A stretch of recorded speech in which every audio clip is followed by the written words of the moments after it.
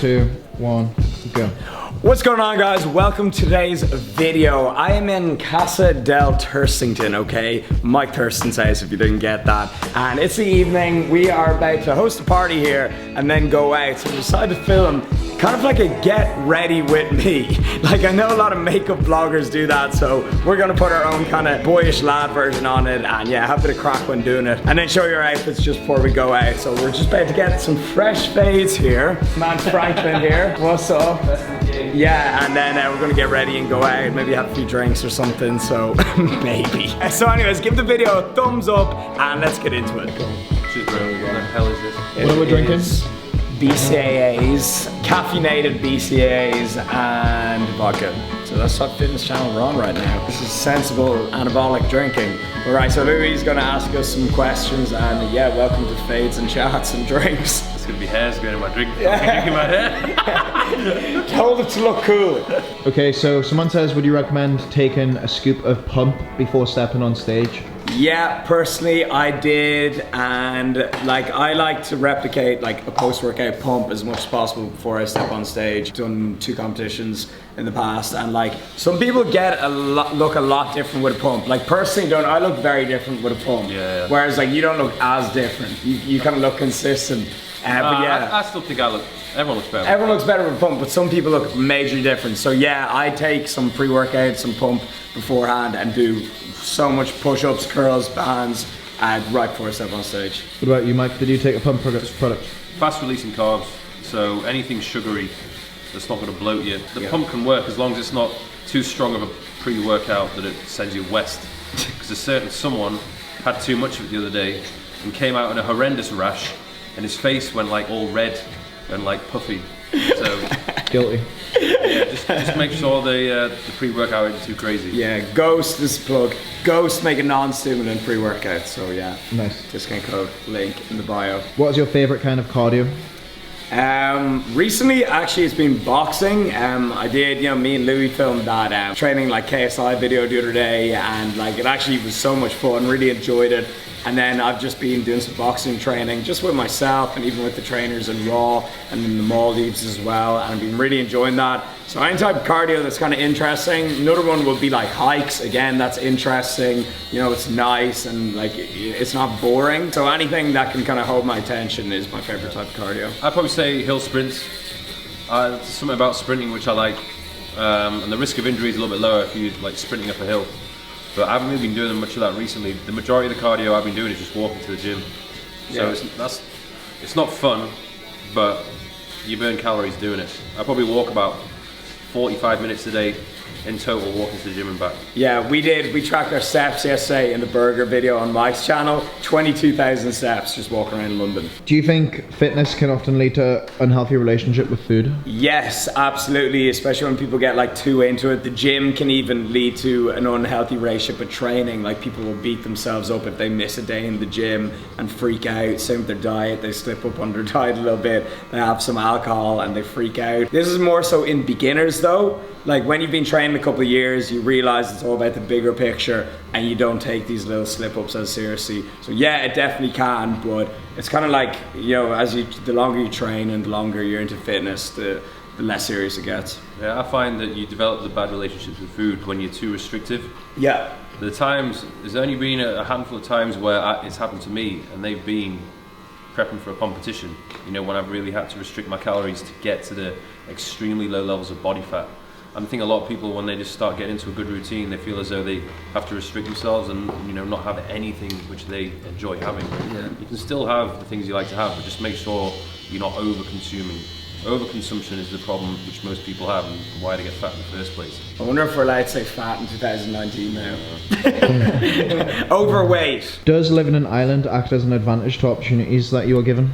Yeah, so definitely it did at the beginning of my fitness career, in the sense that like there was no one else in Ireland doing it, and it kind of helped me stand out a little bit more, like, oh look, this guy from Ireland making videos. But now it's gotten to the point where like I've made my name there and I've no one to collaborate with, and now I've really got to travel to meet people that do the same thing as I do. For example, why I'm here in London this weekend, why I'm in Texas the whole time, LA. So it was great at the beginning, but now I find myself having to travel a lot to make content and meet people that do the same thing as me.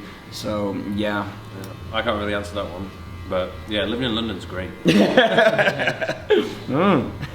see how the next coming month goes then. This is a good one. It's obviously someone from America. Are both of y'all close to, if not at your genetic potential? So basically what he's saying, like, do you think like you are at your peak, like genetically, or are you far away from it at the I minute? think it depends on like your lifestyle and my lifestyle at the time.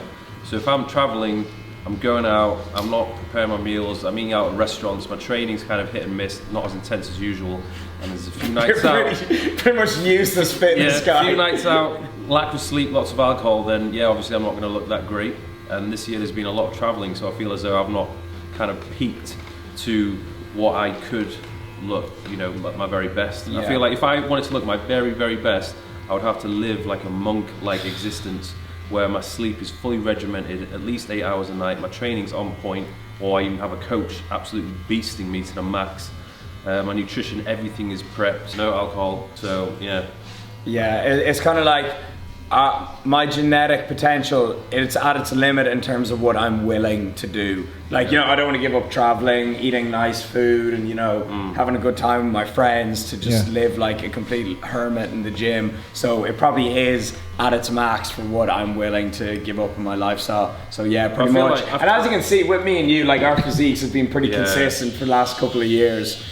So yeah, probably. I'd probably say after 8-10 years of training, if you have been training hard and consistently, like, not much really changes after that, unless you were doing something horrendously wrong in the first place. Yeah, the first 3 years is when you're going to see the most progress by far. Do you think Mike is on gear, Rob? Yeah, okay, so we had a funny chat about this earlier on in the gym, and me and Max got Mike so fucked up in Miami, and we were like, come on Mike, tell us, are you natural? And I truly believe he is. Yeah. Like, I actually think he is. And like what the last question is, your physique hasn't changed drastically over, like, even the last, you did your transformation, and it's just being consistent, whereas you see some guys on YouTube and it's like their strength or their physique blows up out of nowhere, and it's like your training didn't change, your diet didn't change, you know, it's like what changed? So I think a great way to tell if someone is, you know, natural, people are starting to be more honest now as well, but a way to spot it is if someone just blows up out of nowhere, it's like, what's been the cause, you know? Well, so yeah, outrageous proportions. Yeah. Like massive shoulders. You can tell by the look as well, like, you know, bad skin and stuff like that. But yeah, I do think Mike's natural. He just got sick genetics. Cheers, Rob. He paid me to say that. Rob, when are you thinking of competing? Mike, will you ever compete again? Yeah, so I want to start prep around mid-Feb. You know, February, March, April, May, and then end of May compete at like Body Power. I think that'd be sick because like Body Power, like you being Body Power with me, that's where my people are. Like that's always the best expo for me. So if I like competed in that and then like, you know, just met everyone, like, oh my God, that'd be the best weekend of my life. And again, I don't care about like winning or losing. Well, look, of course I'm going to compete to win, but I'll be doing it more so for the content, for the experience, and just to get up on stage. So yeah, I definitely want to compete this year. So yeah, for sure. I'd want to do it one more time. Yeah. But it's just finding a time when I can pretty much block off 3 months of like no traveling, just keeping my head down and doing my thing. Because I think realistically, it's not that I have to put on size, it's just getting as diced as I can whilst maintaining that size. Yeah. And you do have to be very regimented with it. And like, you really do have a reason to look your very best when you're stepping on stage. Yeah. Like when, for being in shape for sake of being in shape for Instagram is like, but you don't make many sacrifices. You can get a good day, like, you know, you wake up fasted, take a pic into good lighting, but it's like when you're on stage, you know, you don't want to look bad on stage. You don't look bad, the competition date is on that date, you can't be like, oh, I'll just shoot tomorrow, you know, it's like, that's the day. So, yeah. Definitely it's actually interesting, probably money-wise, in terms of like actually selling plans and being in shape on Instagram rather than what you would benefit from of winning a competition. Oh yeah. Everyone's like, why don't you compete? And I'm like, well, you know, you're not really getting paid to do it. Yeah. You put a lot of time and effort into competing. Yeah. You step up on stage and it's like, you have to pay. You don't necessarily get a huge amount out of it in terms of like exposure or money, you're kind of just doing it for yourself. Yeah, I think the way to make, you know, exposure money out of it is to do a really informative and, you know, valuable series. Yeah, like what Christian does, document you know. the process. Document the process, yeah, that's why I'd be doing it. So, to each of you, what is your purpose in life?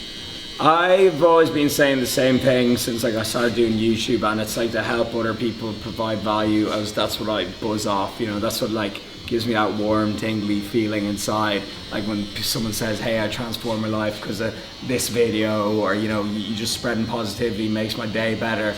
Like that's the shit, you know, that really does feel amazing. And like today someone even on the street stopped me and Mike for a photo, and like afterwards we were both just like, whoa, like we're like, what the hell? Like it's just like, what is this life? So definitely, you know, providing value to other people's life and, you know, putting out good vibes. That's definitely my purpose. Yeah, I would say help and inspire others, and almost like just encourage them to go out there and live their best life, really. Yeah, and it's not just about like fitness. Like I want to give people like the confidence and the balls to go out there and be like, yeah, fuck it, like this is what I want to do. You know, this is what I want to work as. It's not just fitness that we're doing. It's also like making a career for yourself and being more confident, and just, you know, being able to chat to other people, whatever it might be.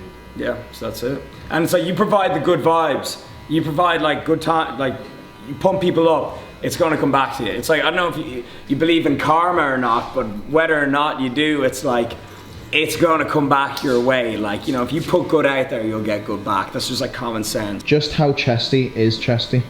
I'm going to say double E Chesty. His chest is bigger than most females. So yeah, that's how Chesty. I'd love to make it as chesty as I possibly could. Like train chest 3 times a week, but no. You'd look like Larry the Lobster out of SpongeBob SquarePants. It looks so stupid. Everyone's asking how much does it cost to get your haircut in London? Oh! For the guy, for Franklin to come to your house. Why don't you tell him, Franklin? Is he doing us a good deal? There's like 3 or 4 people that have asked that question. He's just here for the Q&A. So yeah, he's getting charging substantially more if he comes to your house. Yeah. I still didn't answer the question. Yeah. DM Franklin. Yeah. We'll put his link in. Yeah. Would you rather have huge arms and skinny legs, or huge legs and skinny arms? I think that's a silly question. Let's be honest. Huge arms. Huge arms. You just wear a pair of fucking jeans and hit the club. You want to go to the beach with the longest pair of shorts ever. It's so funny. It's like, would you rather have the huge arms? It's like, mate, that's my reality. No, but if you looked at a person though, like, what actually looks more stupid? Massive arms with small legs, or massive legs with small arms? Yeah. Surely the massive legs with small arms would look more stupid. Yeah, it actually would look worse. You'd just you'd look upside down or something. Like it wouldn't make any sense. I would be like, what? Why? A bit more feminine, more feminine. Yeah, you'd look like an instant chick. At least like the other way around. You'd look like an instant chick. So yeah, big arms. Like, anyone who says otherwise is lying. What are both of your one rep max PRs for squat, bench, and deadlift? I actually don't know. Yeah, I don't really do it anymore. The heaviest I've ever squatted was like 180 kilograms. Yeah. That didn't feel very nice. Yeah. Bench, probably say 150 for 1. That's on a very good day. Yeah. And then deadlift, I think it was like 220, 230. Yeah, I remember 160 kg for squat like years ago. I hope it's gone up now. Bench would be like 135 kg. I remember I was just off hitting 3 plates. I could probably get it like if I wanted to, if I trained for it and, you know, sacrifice a bit of leanness. Deadlift, not too sure. But yeah, I really got to test them again. I haven't tested them in so long. But like, it's just not our style of training, and like, that's fine, you know, whatever you're into. Yeah, you don't really get much out of it. Yeah, the risk of injury is so high. Yeah, like I've remained injury free. That was the top comment on my last video, is tips for remaining injury free. And what I replied was, you know, don't ego lift, train smart. And you know, if you're constantly maxing out, you're constantly testing your 1 rep max, there's a higher chance of things going wrong. You don't actually get stronger from doing 1 rep max. Yeah, exactly. Yeah. So It actually mess up your recovery. So I know I'm going to test them in the next couple of months, but yeah, they're like the last numbers I can think of.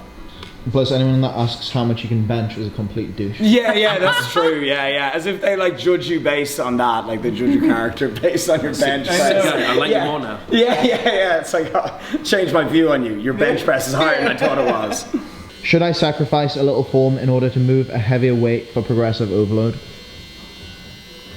Yeah, assuming that your form is already quite good. Yeah. Like if your form then goes so bad just to lift a little bit more, then I'd say, well, you're probably moving the tension away to other muscle groups. Risk of injury is higher. It's just like, well, yeah, you are technically in a way getting stronger because you can move more weight, but then you're kind of sacrificing, well, you probably won't be building much more muscle. It's like you got to choose, do you want to get stronger or do you want to get bigger? Yeah.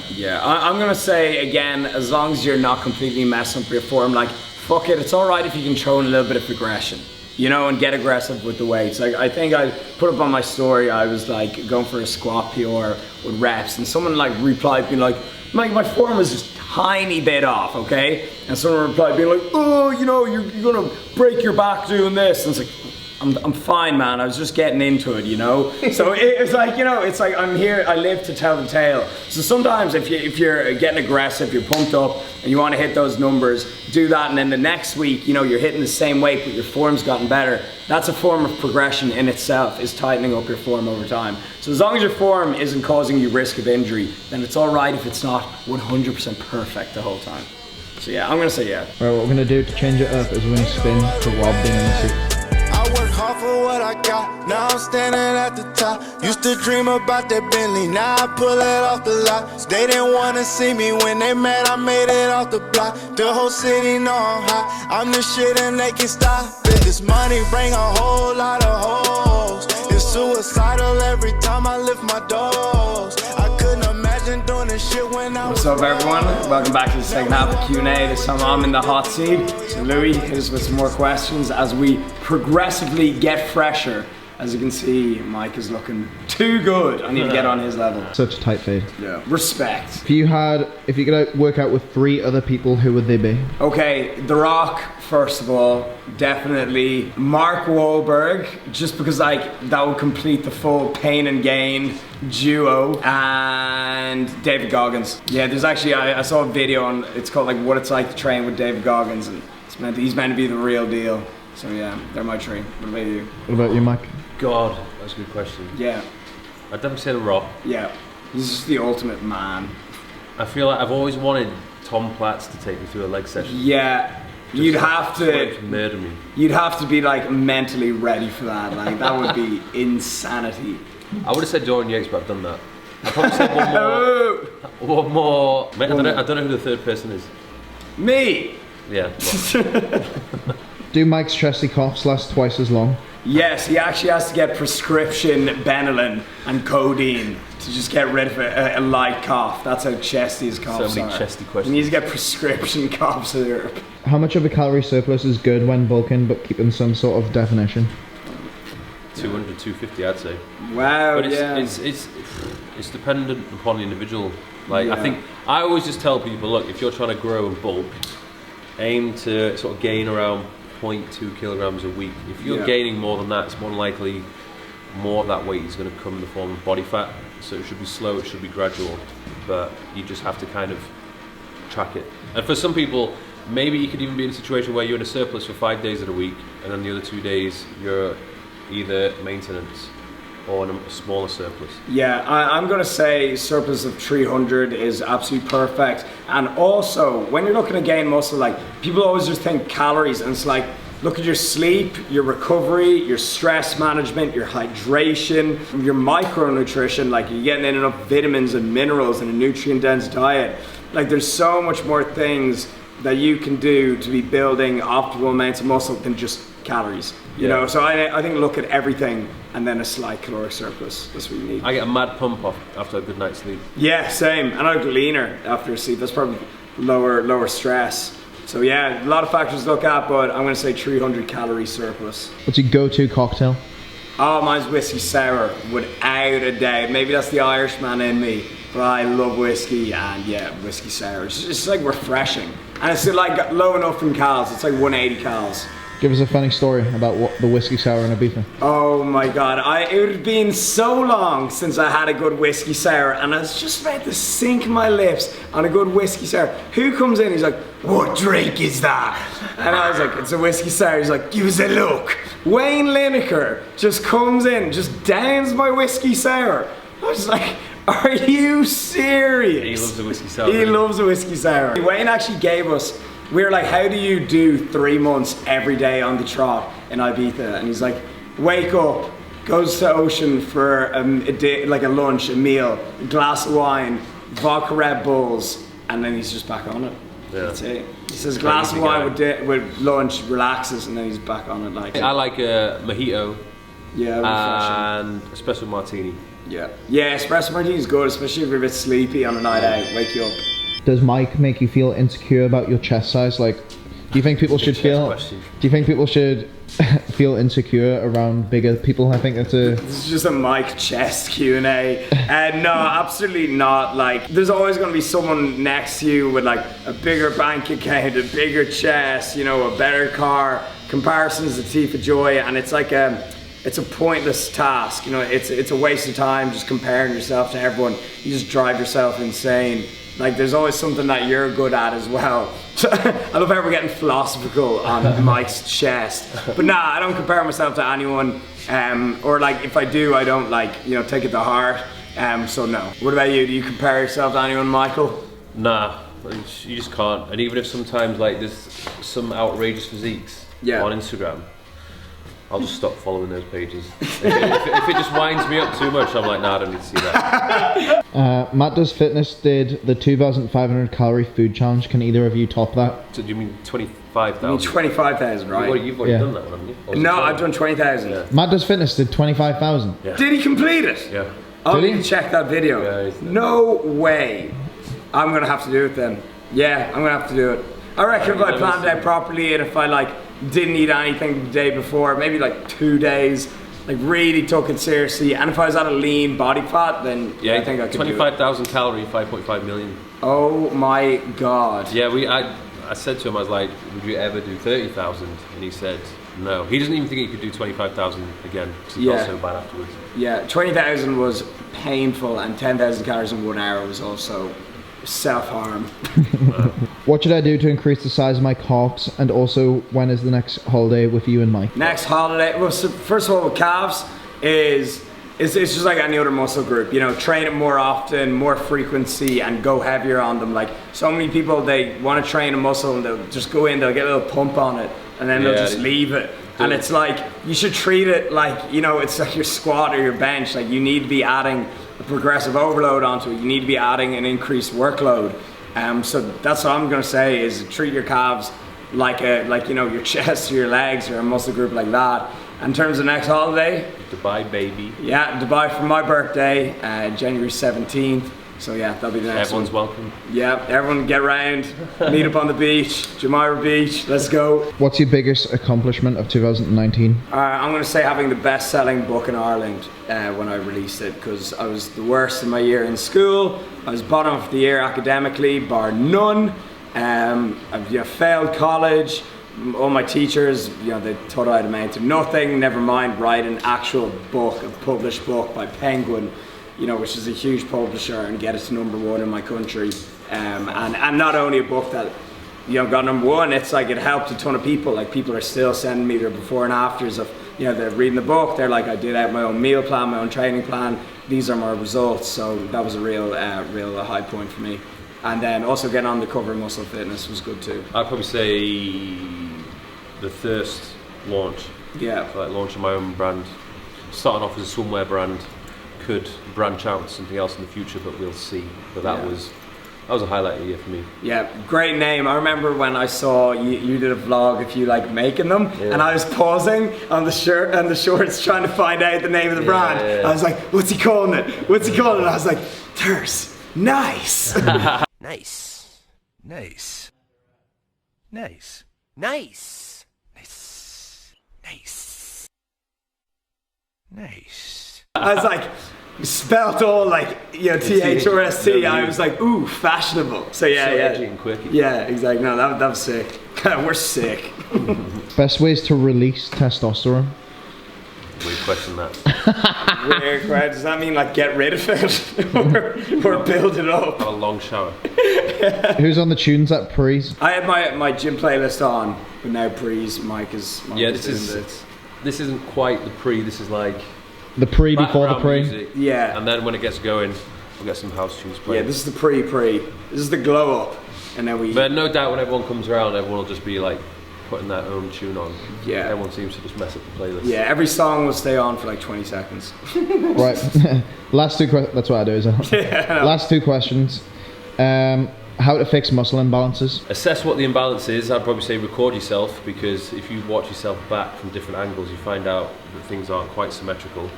I'd probably avoid barbells and machines and just stick to free weights such as dumbbells. Yeah. And often it's the case, if there's an imbalance on one side, maybe just do more volume on that one side, the weaker side. So if you've got a smaller bicep, then do more curls on the weaker side. Yeah. If it's a weaker chest, usually it's because your shoulder's creeping forward, and that's because your back is actually quite weak. You can't keep your scapula fixed in place or retracted. So it depends where the imbalance is, but record yourself, figure out where the imbalance is, and then sort it out and adjust your training program.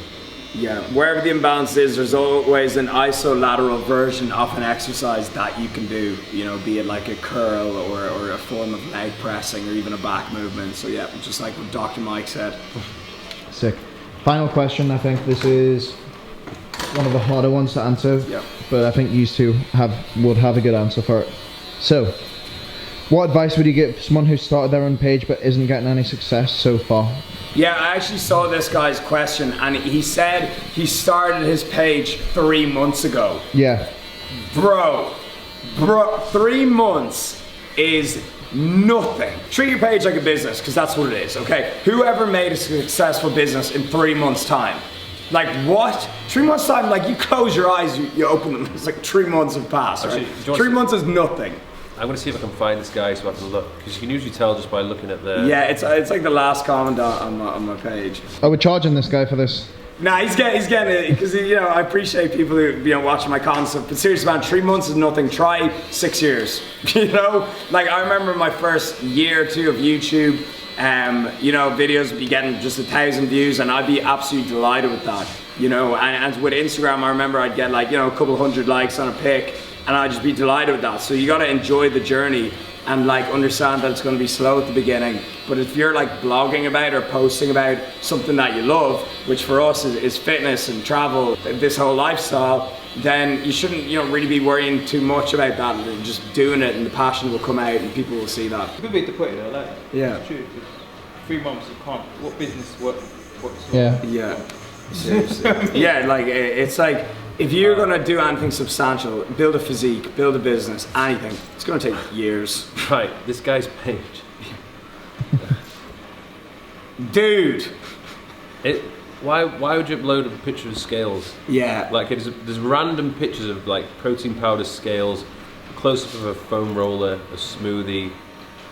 Like, it's not an attractive feed, and it's not. It's very random. It's not personal at all. It's just like anyone can post these pictures. You gotta. Looks like Google Images. Yeah, We're just ripping on this dude, but like it's actual advice that he needs to hear. You know, you need to be providing value that's going to benefit people, and also information and content that stands out.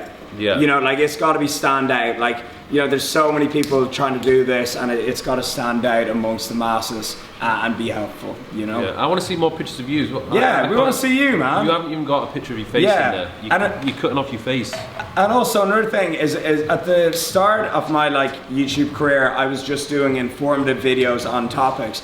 And then once I started letting people into my personal life a little bit, putting my personal Rob Lipsett spin on things, it gained much more traction, because that's what makes your stuff. You know, like if Mike tells you about him making a post-workout shake and me making a post-workout shake, it's both the same, but you need to put your spin on it and your personality into it to make it different. So yeah, you know, put yourself out there a little bit more, be more confident, and enjoy it, man.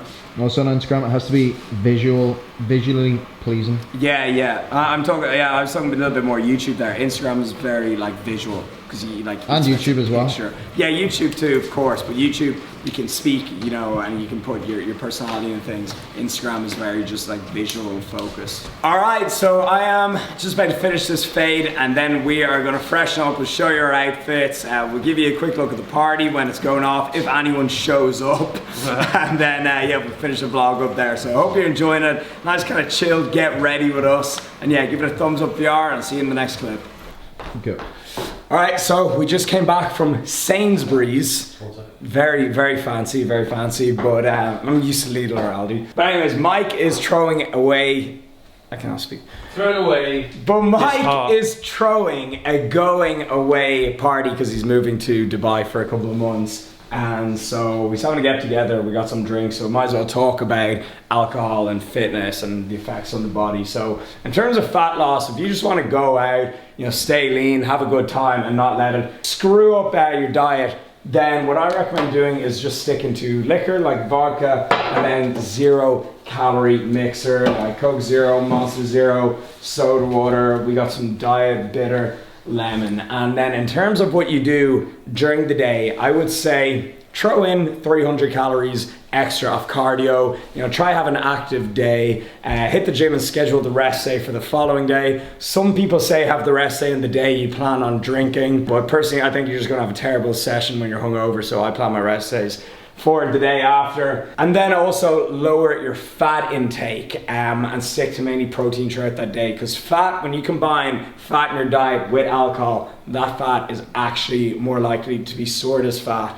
But at the end of the day, with all that said, if you go out, you consume alcohol, you have a couple of beers and you're still in a caloric deficit at the end of the day, well then you will not store fat and all will be well. And so for example, like 3 bottles of beer, let's say you want to go out, you want to have 3 Coronas, that is about, per bottle is 140 calories. So, you know, again, you do your 300, 400 calories of cardio earlier in that day, it's going to cover that. And then same if you want to have a couple of shots. There is, some people think they have like shots or liquor, they don't realize there's calories in them. There is calories in vodka and all that as well. So that is my guidelines, is do some extra cardio that day, stick to 0-calorie mixers, and yeah, go out and have some fun, because there's no point in killing in the gym the whole time and then having no life outside the gym. All about that hashtag balance. So anyways, we're gonna enjoy, we're gonna get ready now, get out of sweats, get all dolled up, and then have a great night. We're going to a club called Tape in London. Comment down below if you've ever been there. I haven't been, it's my first time, so I'm really excited.